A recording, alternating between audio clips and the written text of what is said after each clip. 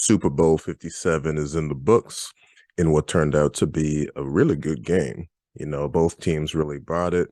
Philly brought the A game in the first half and was pretty solid in the second half. Kansas City obviously really turned it on in the second half, and they end up winning Super Bowl 57, taking their second championship in 4 years, second championship in three Super Bowl appearances over the last few years. And Patrick Mahomes wins the Super Bowl MVP, rightfully so. This season ends up being a remarkable season for that guy. Even without Tyreek Hill, ends up leading the league in passing yards, touchdowns, wins the MVP, rightfully so, and then, not surprisingly, won the Super Bowl MVP. I mean, this guy played a really sort of flawless game, and what was amazing about it is in that first half just wasn't working for that team at all. The time of possession was just dominated by the Eagles. And Patrick Mahomes, you just watched that first half and was saying, this fool's barely been on the field. Hasn't been really bad when he's been out there. He hasn't been great. Just hadn't been on the field that much. But they definitely made the most out of their opportunities in the second half. Immediately come out the second half down 24-14.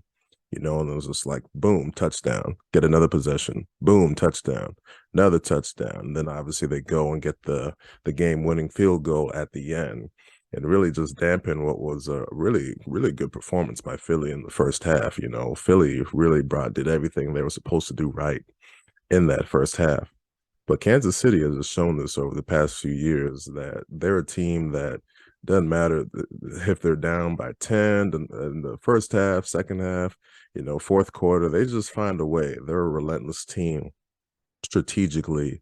And Patrick Mahomes' talent, man, is just too great to where you just cannot keep that guy down for long. He's going to end up figuring out Kansas City, Patrick Mahomes, Andy Reid, the entire team defensively, they were much better in the second half, despite them getting gashed by that big play that set up Philly's touchdown in the second half. But yeah, Kansas City, they show that they are the team to be dealt with right now. And what's amazing about it is the fact that this was a year that they're supposed to be rebuilding. When they trade away Tyreek Hill, they're sort of a primary, obviously, besides, Kelsey and Tyreek Hill, their 1-2 punch. Trade him away, end up still, having the best record in the AFC, win the championship. This was the year to catch Kansas City. And the fact that they still go out there and win the Super Bowl. Really impressive, but you know what? It's really exciting to see that there's Patrick Mahomes, the whole thing, to see another dynasty in the budding. And that Patrick Mahomes, he is the guy right now that, there is that potential. You can see it to where he can pass Brady as the greatest of all time. Just by the eye test, the guy is the greatest of all time. When you look at how he plays the quarterback position, his skill set, how talented he is, can basically do anything you need to on the football field, including running, which we've seen that multiple times. Him just having these like game-saving runs at the end of games. We're like, oh man, there's just no stopping this guy. This guy is just too good. So by the eye test, he's the best I've ever seen in terms of accomplishments. I mean, within the next 10 years, who knows? He's going to win some more MVPs for the regular season.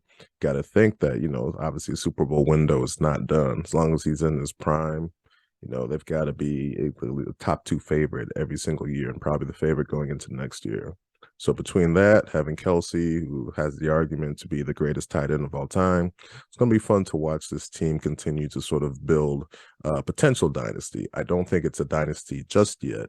I think for a dynasty, you got to win three. The Eli Manning championship Giants weren't considered a dynasty. It was two championships. When we get to three, same coach and quarterback combo, that's a dynasty right there. So we'll see if Kansas City can get another one to pull it off. As far as the Eagles, I mentioned this, they did everything right in this game for the most part in terms of that first half.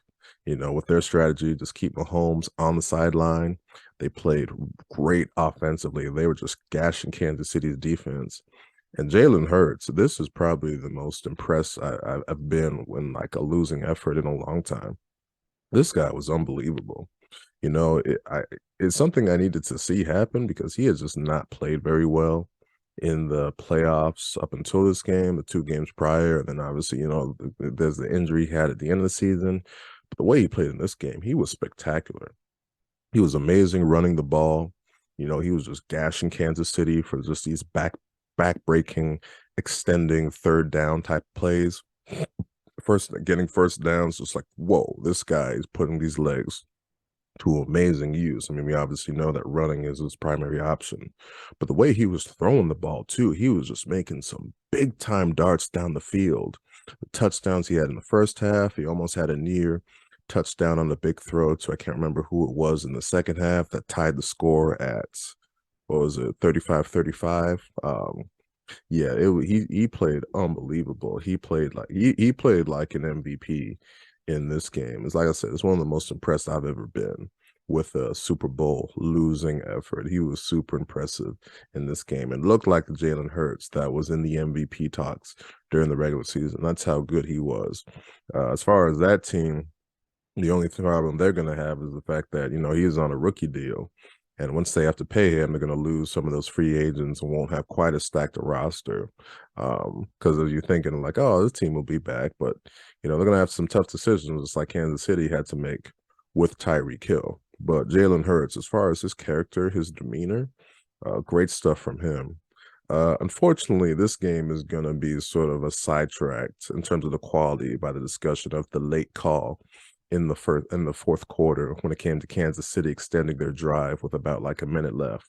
The holding on Bransbury on Juju Smith-Schuster.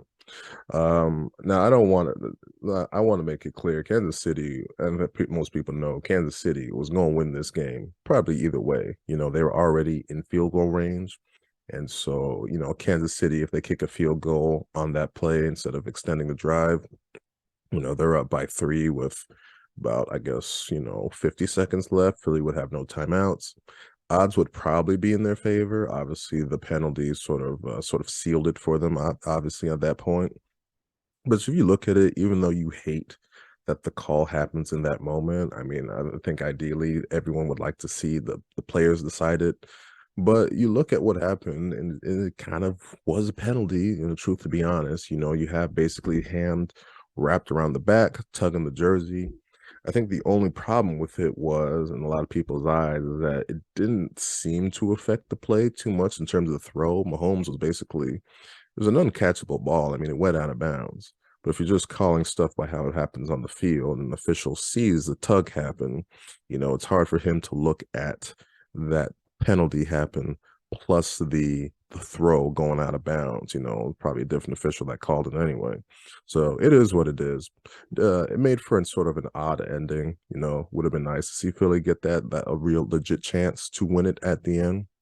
But in the end, Kansas City had shown in the second half that they were up for any challenge, and the way they came back was unbelievable. So in the end, ended up really being a really good Super Bowl. As far as all of the auxiliary stuff, start with the Super Bowl halftime show with Rihanna. I guess the most impressive thing she showed was how she was not afraid of heights. That intro, in terms of just being on that elevated level, that was unbelievable. We saw Lady Gaga do something like that a few years ago in the Super Bowl 51, I believe it was. But this was pretty impressive, that and just coming down. As far as the actual performance, it was fine. It was a typical, as Rihanna went through her catalog of sort of biggest hits, where she had Disturbia in there, but oh well, there's that. I guess the main thing, though, is that usually these sort of solo Super Bowl performances for the performer, it's a lot more elaborate in terms of like costume changes, set changes, that kind of thing. But I guess in this game, at this performance, it got revealed that Rihanna was pregnant. You see that she was wearing sort of a red outfit or whatever that sort of showcase, that belly bump that she's got. So Rihanna's got another baby. Maybe that's why the performance was the way it was. It was fine, decent choreography, I guess. Looked amazing to watch, especially that final shot where she goes up again, and then you see her on that elevated level, the fireworks in the background. That was amazing. So overall, this was a solid Super Bowl halftime performance. Definitely not the best though. My favorite will definitely be the hottest for me was Shakira and J Lo back in 2020. That was an amazing performance. I love that one. That one was scintillating, very hot. As far as the other stuff, commercials were pretty good this year. Loved all the movie commercials. That's the stuff that always gets me the most hype. When you talk about the first one was, you had Transformers, you had Guardians of the Galaxy, Indiana Jones, and the Dial of Destiny. Was another one, Fast and Furious X/10. That was a fun trailer that got some people kind of hyped when they saw that, the people I was watching it with. So there was that, fun commercials in terms of all that non-stuff. So overall, fun Super Bowl atmosphere. Nothing worse than a blowout Super Bowl that really kind of dampens the mood. But this was definitely one of the better non-Patriot Super Bowls in the last 10 or 15 years or so. This was a pretty fun game, all around good atmosphere, solid way to wrap up the 2022 season. And now we go into free agency, which has a whole lot of questions, immediate questions that come to mind. What's Aaron Rodgers going to do? Can Baltimore get the Lamar Jackson thing solved out, him and his greedy ass? And then Derek Carr, that's another one in terms of what's going to happen with him and his potential trade and whatnot. Whole lot of questions, but that's a video for another time. So if you made it to the end of this vid, thank you for watching.